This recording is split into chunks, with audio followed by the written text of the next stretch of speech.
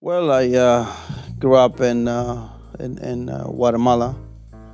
My father was the administrator of farms. So basically, we moved every 2 years. We moved to a different farm. At the beginning, I didn't know why we moved so much. I thought he wasn't that good, but then I realized that he was so good that they had to move him to fix the other places. And I don't have like childhood friends. I don't I was forced to meet people all the time, and I think that is one of the uh, basic principles who have forged who I am and my character. Um, One time I remember I asked my father. I was like 11, 12 years old, and they asked me where you guys are from, and I didn't know. So he goes, son, he goes, you are from where you are. You have to learn the culture where you are. You have to submerge yourself, and you have to be from there. Some of the farms where I grew up were coffee farms, sugar, rubber trees, and I remember that having the opportunity to be on the farm. I started working when I was 9 years old. That's where I had my first job, picking coffee beans. And then right after that, we moved to. I started working in the, the patios, drying naturally the coffee beans. Started growing and learning about the United States. And basically, when you grow up in a third world country, coming to the United States is the thing that everyone does. At the same time, I was going to school. The owner of the company, which my father worked for, gave me a scholarship. So he gave me a scholarship, and my job was to have straight A's. If I had a straight A's, I could go to any school or anywhere that my father wanted to send me to. So my father always sent me to the best schools the money could buy because he wasn't paying for it.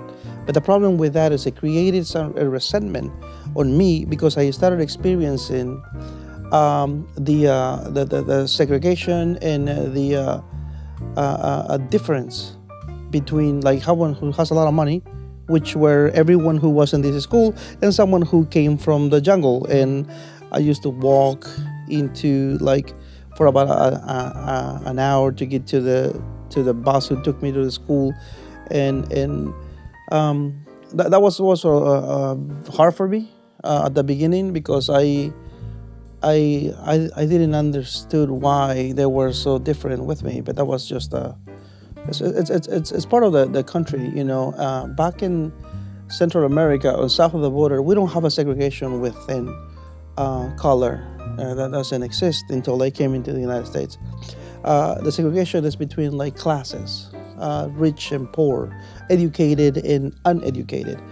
So that was a little hard for me, but I continue working hard.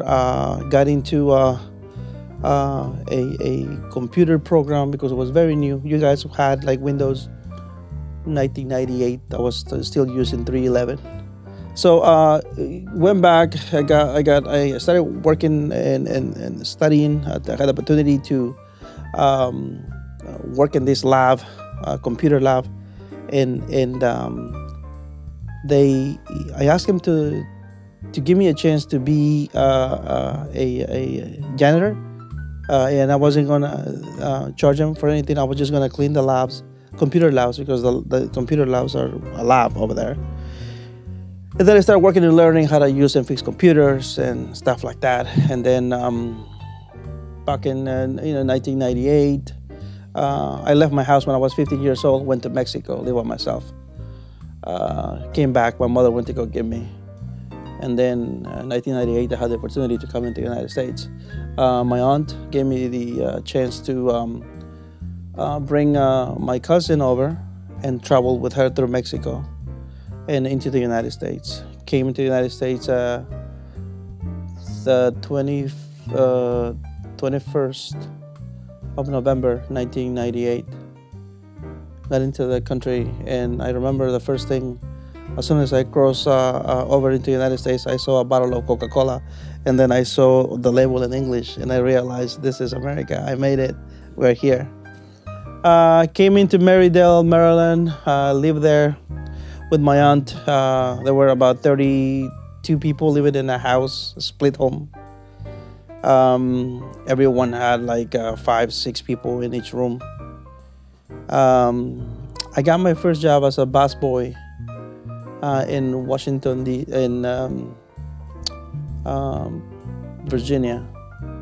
And I was so embarrassed because in Guatemala, due to a lot of hard work and things like that, I became a director of computer and sales.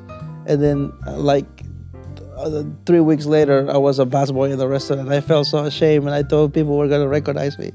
It was just funny, silly. But came into the United States, came here, 1998.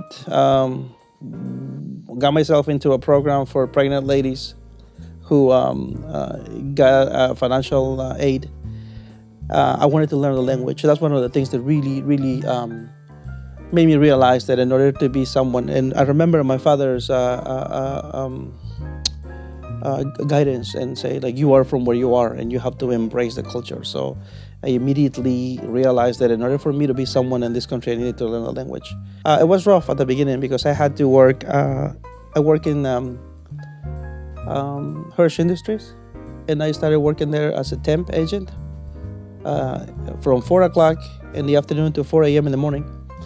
And then from 4:35 to 9, I slept those 3-4 hours, and then I had to go to learn how to speak English. But it helped me significantly, and it got me to where I am. And I always had the need, the curiosity of learn more about God. Unfortunately, my parents made me believe that I had to do good things in order to be safe. And I never experienced grace until I came to grace.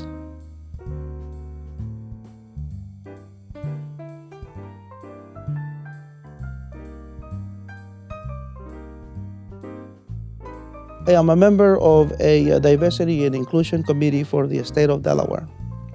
And I've been studying a lot within the last 2-3 months. And the studies have shown if you don't embrace inclusion and diversity, you don't have a chance to survive in the new era. There is something very interesting in what's going on right now, especially with youth. I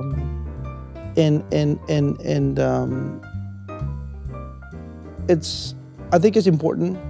I think it's the right place. I think is where I definitely want to be. I have had opportunities where I am the only Spanish person there, and it feels it feels like I arrived, like I am here, I am representing, but I would love to have more people around. So to answer the question, I think it's great. I think it's awesome.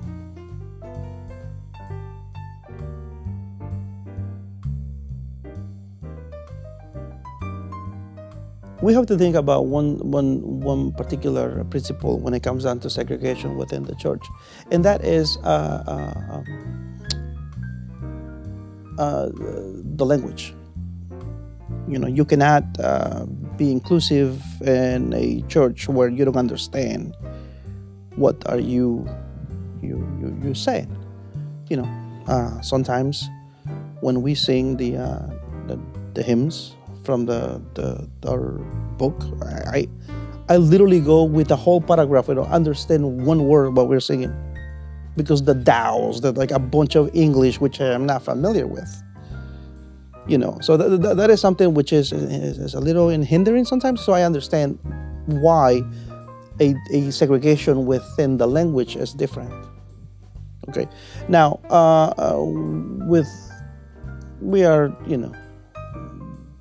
animals of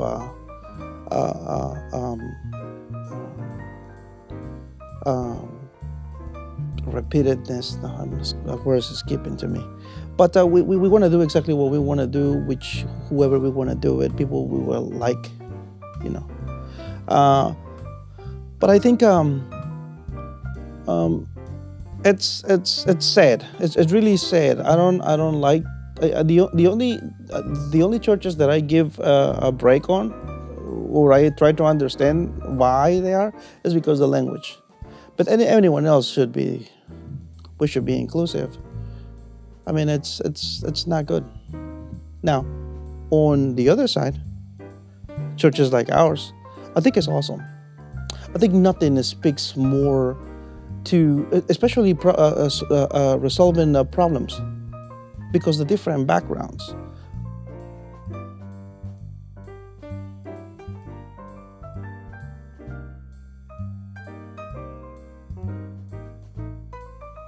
See, okay. There are a couple of relationships which I really appreciate. Definitely, it's a little. See, I don't.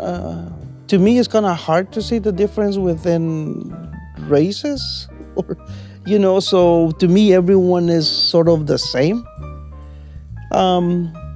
Not for feeling in that particular case, but shocking. I sometimes I see how people react to some things. Like we have some kids we hang out with that they're like our foster kids, and we bring them with us and take them out shopping. And I love to give them like money or my credit card when we pay for things, and then they see him. And they go, where's your father? He was like, I'm here with, because he's black and I am Spanish. It is just like, okay. Yeah, that's my credit card. I'm just, we're buying this for the house. And the people, that is really, I like it because people doesn't expect to see that. But I want them to know that it's okay. I mean, this is normal. It's fine. My name is Nelson Constanza, and now you know a little bit more about me.